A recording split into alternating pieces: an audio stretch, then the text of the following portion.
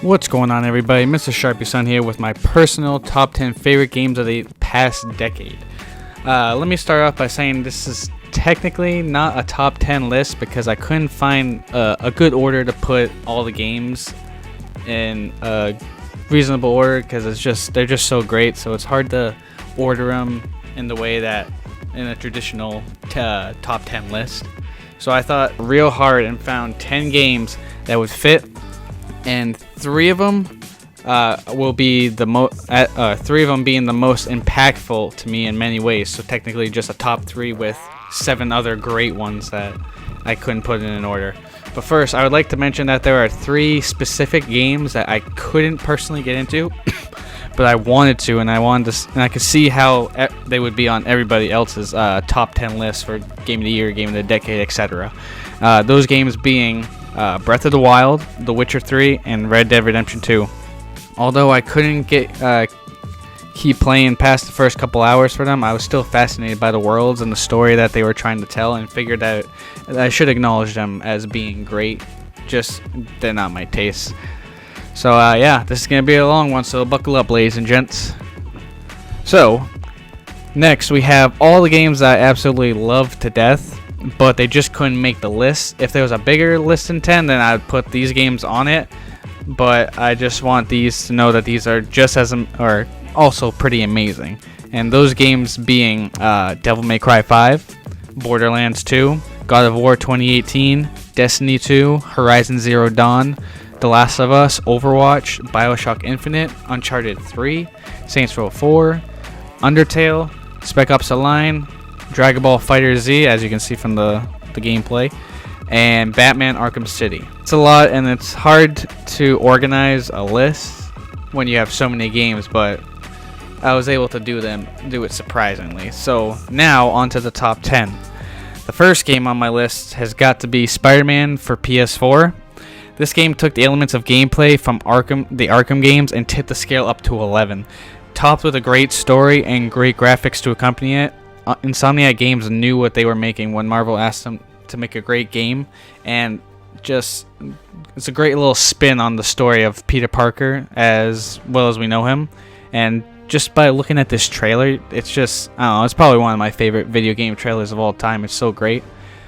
And on to the next game, number 9. The next game is Dragon Quest XI. Now, I'm kind of a sucker for cheesy, classic, old-fashioned RPGs like Final Fantasy and Phantasy Star. So, Dragon Quest XI fits that quota for me perfectly and never lets down on that feeling of grinding and the amazing world to explore, along with a ton of wacky companions to meet.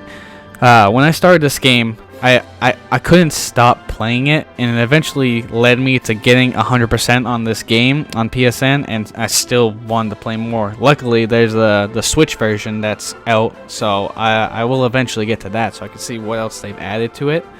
But yeah, this game will stick with me for a while, and there's no doubt that it deserves a spot on my list. Number 7. Mario Odyssey. Came out right when I was frothing at the mouth for a good Mario 3D game. I haven't had a good one since Mario Galaxy 2, and honestly does not pull any punches in its lovable design and addictive gameplay. It's the main reason why I bought a Switch in the beginning, and I can see myself going back to a lot more for the moons and costumes to put on Mario. And I'd also like to acknowledge that Super Mario Galaxy 2 also came out this decade, but Mario Odyssey just beats it by a little bit. Alright, now on to number 7, The Walking Dead. It's kind of a biased choice for me, but most would agree that it's also a good choice. It came out around the time I was in love with the Walking Dead TV show, and when it wasn't shit and terrible. So whenever I watched the show, I always thought of like how I do the situations they were in, or how I would handle all the possibilities that they were doing in the zombie apocalypse and how I would get through it. So this game gave you that option, and it gave you very memorable characters like Lee, Clementine, Kenny, and many more to boot.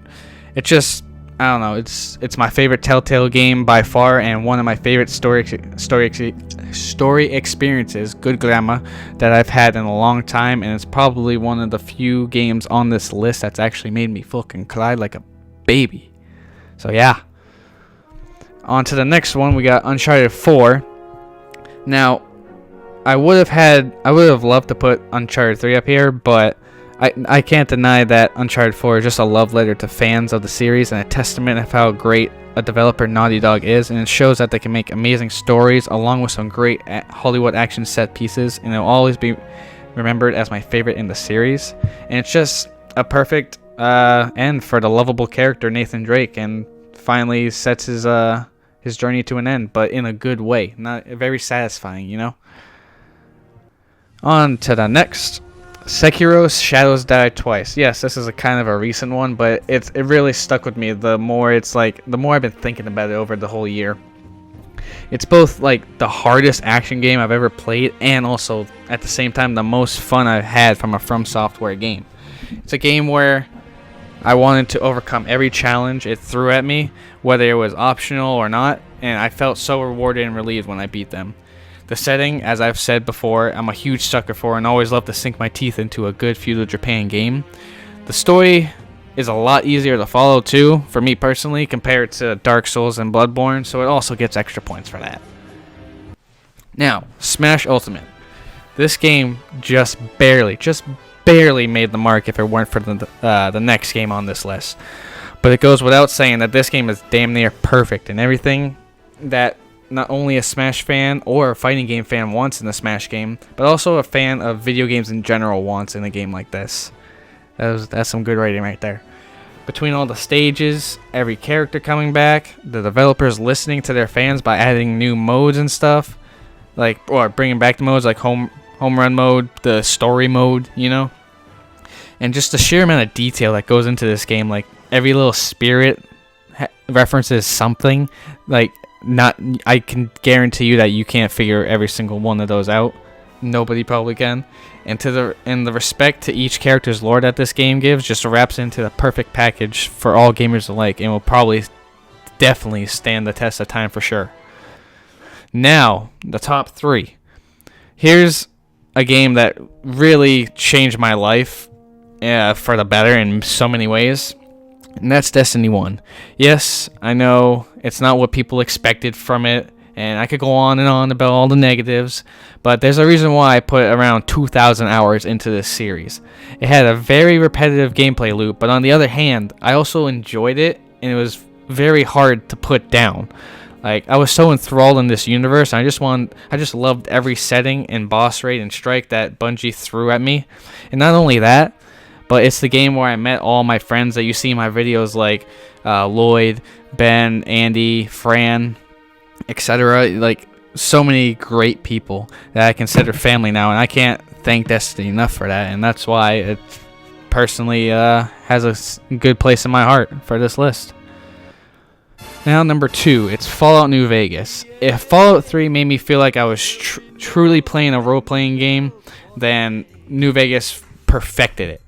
It was a game where I can ignore all the bugs and the glitches that the game had, mostly because, it's Obsidian. They could have fixed the bugs, but they were on a fucking time crunch from Bethesda, so I can understand and look past that stuff, and I can still have an amazing time. I get in this game, you get a choice to be an asshole who wants to take over the Mojave Desert on my own, or I can rule it with an iron fist with Kaisar, I think his name was, by my side. It's a game where I found my love for first-person shooter RPGs. Yeah, first-person RPGs, whatever that genre is, and I haven't looked back on it since. It's the reason why I play The Outer Worlds now, actually, because of the same people who made New Vegas, and I trust them with good storytelling and gameplay. And as I said before, it's impressive that they made such a. It's considered the best game best Fallout game with the time crunch they had, and and it's probably considered one of the best Fallout games to me and most fans. Now on to my number 1 game of the decade, and it's to no surprise to some, it's Persona 5. This game, man, is truly something amazing. I had never heard of this game series before, and oh man, have I been missing out. I didn't even play it until 5 months after launch, until Ben told me to try it out, and I thank him for showing me this absolute monster of a game. Where do I even begin? That hasn't even been told by so many people already. The funky jazzy music that's fucking I can listen to hours on end, to the point where I even bought the Persona 5 dancing game for the music by itself and enjoyed it then. I'm not even a fan of like rhythm games. I mean, Guitar Hero is kind of fun, but other than that, I don't really play those types of games. The quirky characters, even down to each, like every single confidant has a nice story with unique personalities, and it's hard to hate most, if not any of them. Like they're can't speak. It just gets me flustered because the characters I just love so much, and the artwork being like kind of cartoonish in a way, where everything is like blasted in your face, you know, in very interested ways, where the menu he slaps the screen and stuff. It's great. And then the balance and the gameplay itself, the gameplay loop of like the balance of fighting shadows and doing schoolwork while trying to get closer with your friends, bond, and upgrade your social stats at the same time. It's both a stressful and amazing form of game design, and I can see why this series has been running along for so long because of it. I did it. The game's around like 80 to like 120 hours to complete, and I did that shit twice, and I never got bored of it.